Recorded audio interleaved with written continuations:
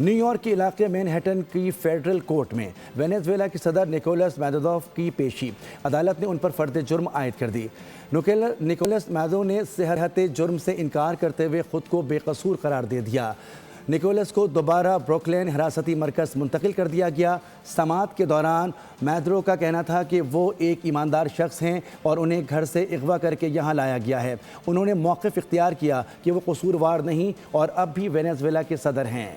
میدودو کے وکیل نے عدالت کو بتایا کہ ان کا موکل ایک خود مختار ریاست کا صدر ہے اور اسے قانونی استثناء حاصل ہے۔ وکیل نے الزام عائد کیا کہ میدودو کو فوجی طاقت کے ذریعے غیر قانونی طور پر اغوا کیا گیا۔ ان کی اہلیہ کی وکیل نے دعویٰ کیا کہ حراست کے دوران انہیں شدید چوٹیں آئیں۔